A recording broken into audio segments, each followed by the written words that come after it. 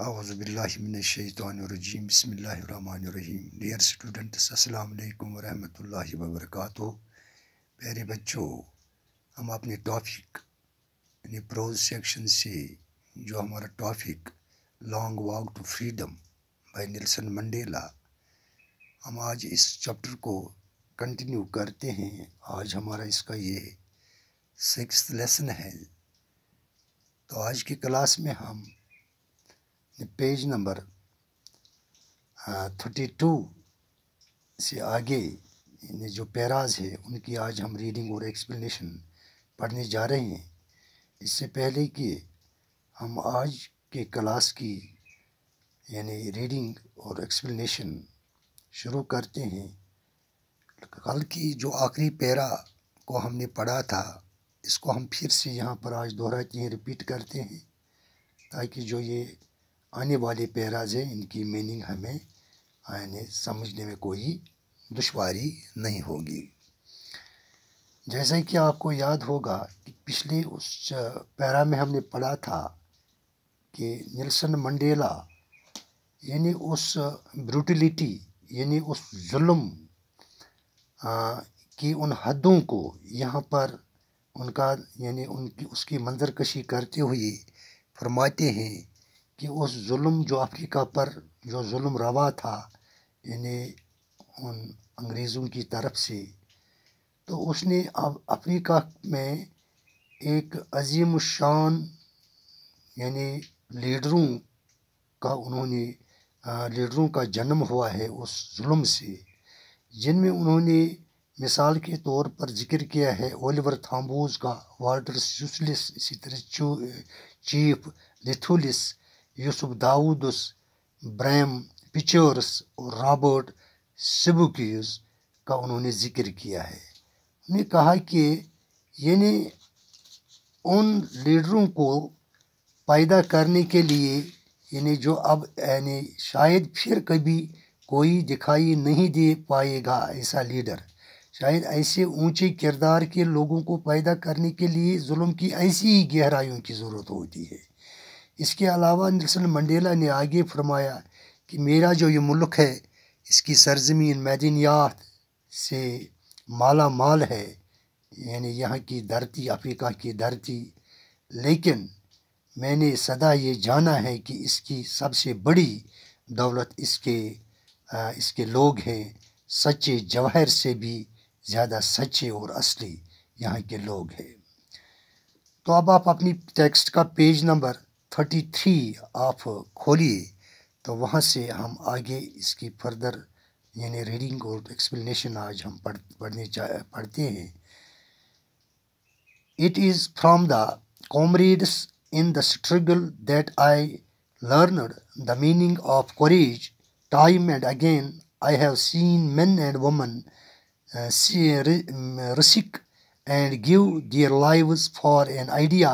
I have seen men stand up to attacks and torture without breaking, showing a strength and resilience that defies the imagination.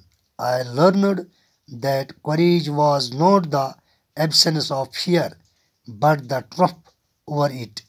The brave man is not the who does not feel afraid, but he who conquers that fear. یعنی جدوجہد کے دوران انہی ساتھیوں سے میں نے ہمت کے معنی سیکھے ہیں. یعنی جیسے کہ اوپر کے اس پیرا میں ذکر ہوا ہے کہ ان ساتھیوں سے اس نے یعنی ہمت یعنی جو جدوجہد کی کے دوران انہی ساتھیوں سے جو ہمت کا یہاں کا ذکر کیا گیا ہے وہ انہی ساتھیوں کا جن کا ابھی میں آپ کو لاسٹ پیرا کی ذکر یعنی بتا رہا تھا. کئی بار میں نے مردوں اور عورتوں کو جوخم اٹھاتے ہوئے اور ایک اصول کے لیے اپنی جانیں دیتے ہوئے دیکھا ہے. میں نے لوگوں کو حملوں کا سامنا کرتے ہوئے دیکھا ہے اور بنا ٹوٹے اپنی طاقت اور لچیلے پن کا ایسا مظاہرہ کرتے ہوئے دیکھا ہے کہ جس کو خیال میں بھی نہیں لایا جا سکتا۔ میں نے یہ سیکھا کہ ہمت کا مطلب ڈر کا نہ ہونا نہیں ہوتا ہے، بلکہ اس کا مطلب ہوتا ہے ڈر پر جیت حاصل کرنا۔ بہادر آدمی وہ نہیں ہوتا جو ڈرتا نہیں ہے، بلکہ وہ ہوتا ہے جو ڈر پر جیت حاصل کر لیتا ہے۔ No one is born hating another person because of the color of his skin or his background or his religion. People must learn to hate, and if they can learn to hate, they can be taught to love. For love comes from naturally to the human heart than its opposite. Even in the grimmest times in prison, when my comrades and I were pushed to our limits, I would see a glimmer of humanity in one of the gods, perhaps just for a second, but it was enough to reassure me and keep me going. Man's goodness is a flame that can be hidden but never extinguished. یعنی کوئی بھی کسی دوسرے آدمی سے اس کی چمڑی یا اس کی وراثت یا اس کے مذہب کی وجہ سے نفرت کرتا ہوا پیدا نہیں ہوتا۔ لوگوں کو نفرت کرنا سکھانا ہوتا ہے۔ اگر وہ نفرت کرنا سیکھ سکتے ہیں تو ان کو پیار کرنا بھی سکھایا جا سکتا ہے، کیونکہ پیار انسان کے دل میں نفرت کے مقابلے میں زیادہ قدرتی طور پر گھر کر لیتا ہے۔ جیل میں رہنے کے دوران میں بہت زیادہ اداسی بھرے موقعوں پر بھی جب میرے ساتھیوں کو اور مجھے تکلیف کی حد تک پہنچایا جاتا تھا تو میں نے اپنے ایک پہرے دار میں انسانیت کی دھیمی چمک دیکھی، شاید ایک پل کے لیے ہی، لیکن یہ مجھے بھروسہ دلانے کے لیے اور میری تحریک جاری رکھنے کے لیے کافی تھا۔ انسان کی نیکی ایک ایسے شعلے کی طرح ہوتی ہے جس کو چھپایا جا سکتا ہے لیکن کبھی بجھایا نہیں جا سکتا۔ In life, every man has twin obligations. Obligations to his family, to his parents, to his wife and children, and he has an obligation to his people, his community, his country.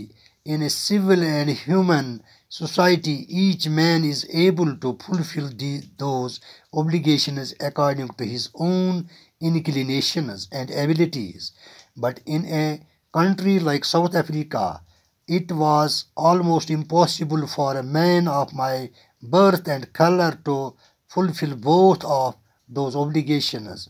In South Africa, a man of color who attempted to live as a human being was punished and isolated. In South Africa, a man who tried to fulfill his duty to his people was inevitably ripped from his family and his home and was forced to live a life apart, a twilight existence of secrecy and rebellion. I did not in the beginning choose to place my people above my family, but in attempting to serve my people, I found that I was prevented from fulfilling my obligations as a son, a brother, a father and a husband. یعنی زندگی میں ہر انسان کی دو ذمہ داریاں یا فرائض ہوتے ہیں، ایک اپنے کنبے کی جانب، اپنے ماں باپ کی جانب، اپنی بیوی اور بچوں کی جانب، اور دوسری ذمہ داریاں اس کے لوگوں، اس کے سماج اور اس کے دیش کے تئیں ہوتی ہے۔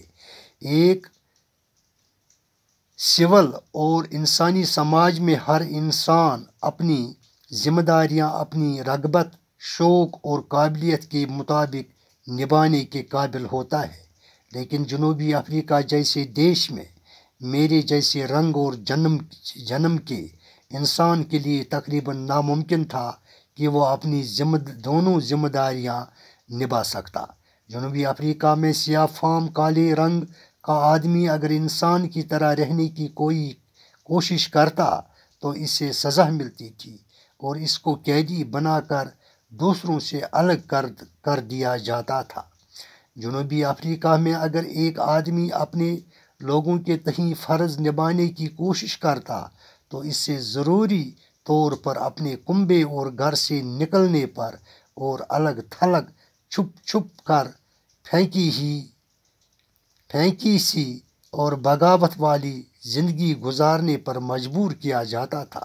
شروع میں نے اپنے لوگوں کو اپنے کنبے سے بڑھ کر رکھنے کا من نہیں بنایا تھا، لیکن اپنے لوگوں کی خدمت کرنے کی کوشش میں مجھے محسوس ہوا کہ مجھے ایک بیٹے، ایک بھائی، ایک باپ اور ایک شوہر کی طرح اپنی ذمہ داری نبھانے سے روکا جا رہا تھا۔ تو یہ تھی ان پیراز کی ایکسپلینیشن جو آج ہم نے یہاں پیج نمبر 33 پر پڑھے ہیں۔ کل آگے کچھ پیراز ہیں اسی پیج سے، تو ان کی کل ہم ریڈنگ اور ایکسپلینیشن پڑھتے ہیں۔ تو یہاں پر ان پیجز سے کچھ یہاں پر ایکسپریشنز جو نکلے ہیں، تو یہاں پر میں نے ان کی میننگس درج کیے ہیں۔ میں ان کو یہاں پر پڑھتا ہوں۔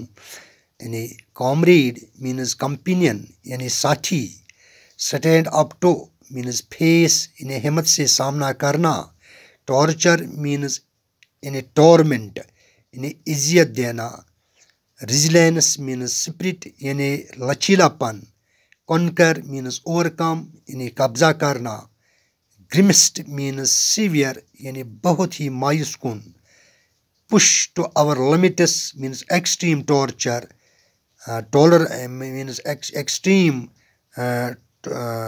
ٹولرنس درد سہنے کی آخری حد تک لے جانا، گلیمر مینز فلکر دھیمی چمک، ریشور مینز ریسٹور کانفیڈینس بھروسہ دینا، ایکسٹنگوش مینز پٹ آف بجھا دینا، ٹون مینز ڈبل جڑواں، اوبلیگیشنز مینز کمپلجنز ریسپانسبلٹیز ذمہ داریاں، ہیومین مینز کورنگ انسانی، انکلینیشن مینز لائکنگ جھکاؤ،